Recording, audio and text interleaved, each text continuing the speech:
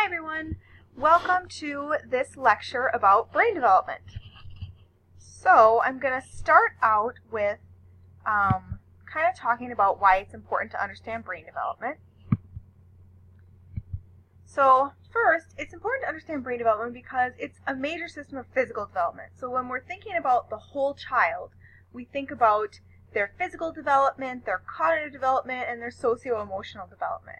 And in terms of their physical development, brain development is a really important part of their physical development. It starts prenatally and it continues throughout the lifespan, but the first few years are really, really important.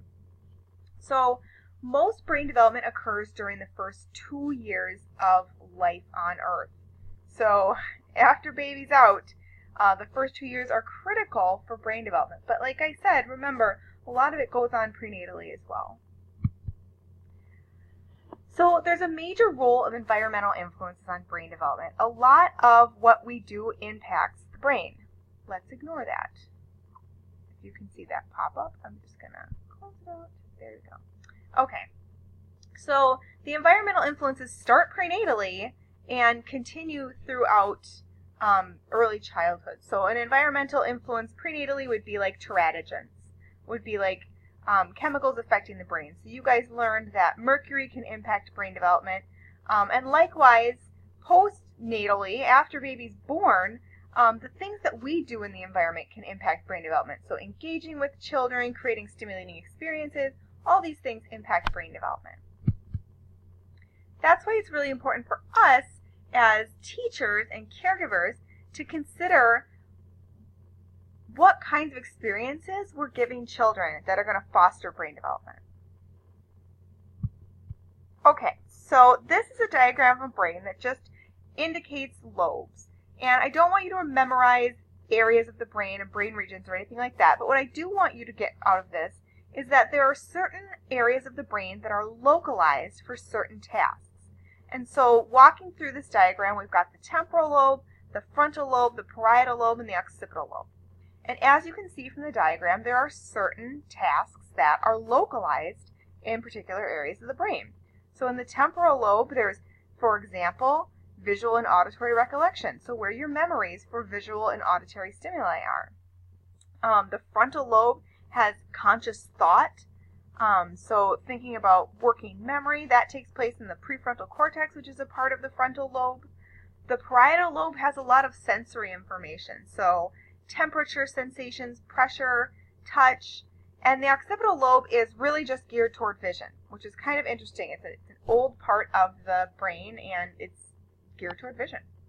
So there is some plasticity in brain development, so some of these areas can be localized for some tasks rather than others, but in general, this is the way the brain is organized. There are certain tasks that are localized in certain regions of the brain. Okay, so now I want to talk to you about neurons. Neurons are cells in the nervous system that transmit messages. So on this slide, I'm going to give you a bunch of definitions that have to do with the parts of neurons, and then on the next slide, we're going to look at a diagram that shows you all those parts of the neuron. So neurons are just a cell like every other cell in your body. You have a lot of cells in your body. Neurons are the special cells that are in the nervous system in your brain, which is part of the nervous system. One part of the neuron is called the axon, and that's a long, thin part of the neuron, and the job of the axon is to transmit messages from one neuron to another neuron. So that's what the axon does. Around the axon is something called the myelin sheath, and this is a fatty covering, and this encases the axon. And the purpose of the myelin sheath is to make the connection stronger and increase the speed. So it's kind of like an insulation around the axon. It's made of fats, so it's made of lipids. And this develops prenatally, which is part of the reason why it's so important for women who are pregnant to get omega-3 fatty acids. Now, dendrites are sort of a fibrous material that receive impulses from other neurons. So they're kind of the receivers. So this is a diagram of a neuron, and as you can see, the parts are all identified. And I want you to notice that the cell body, getting a lot of little pop-ups on my screen here, the cell body is here in the center, and then you can see the axon going down and connecting to the dendrites of another neuron.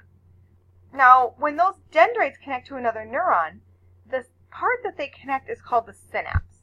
The synapse in the brain is the part where the messages are being transferred from one neuron to another neuron. And so it kind of zooms in and lets you look at a synapse, and then it zooms in again on the bottom left corner and lets you look at a synapse with neurotransmitters. Neurotransmitters are chemicals that transmit messages between neurons.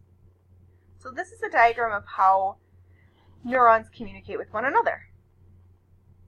It's important to think about what's going on between these neural connections because as children's brain develop, their connections are growing. They're always growing new neural connections.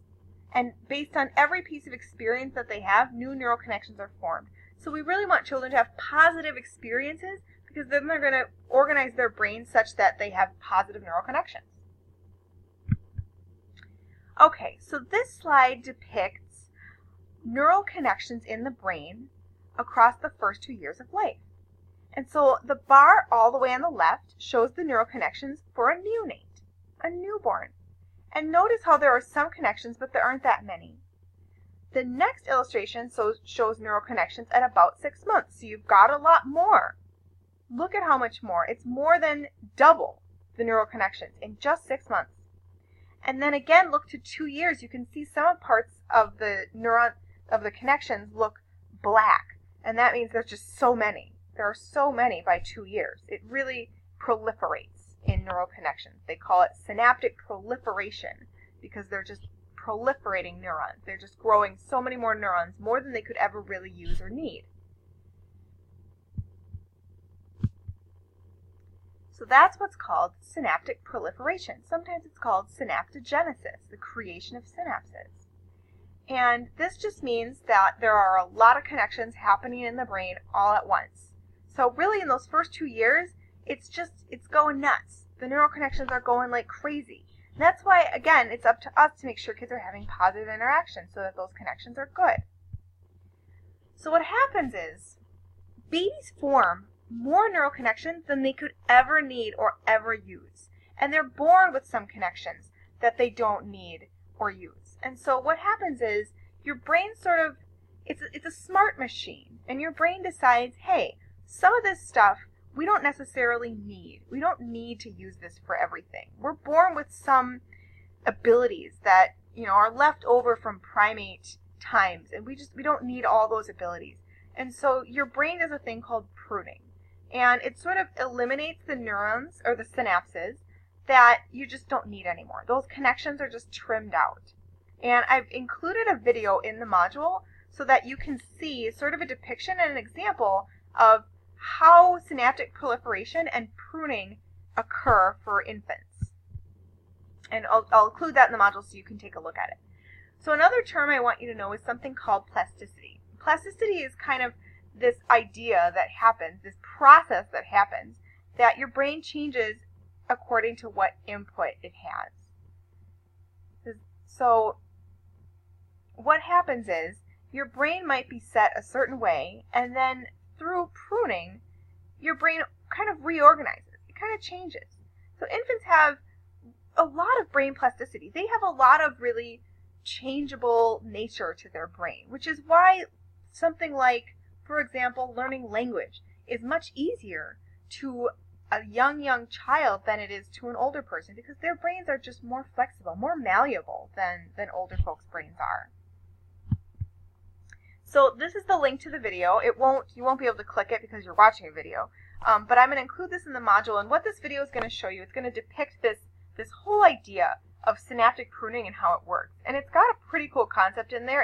It teaches us the concept that we're all born with the ability to differentiate between the faces of other primates, which is a pretty useless ability to us humans living in this technology society. But way, way back when our brains were turning into the brains that we have, this was an ability that we had. And so it's still sort of left over. And so this video will show you an example of how that works. And there's a lot of other ways that synaptic proliferation and pruning work. This is just one example. So I hope you enjoy it. And I think that is where I'm going to I'm going to leave you off. Yeah, it is. All right, so enjoy watching the video and have a lovely day.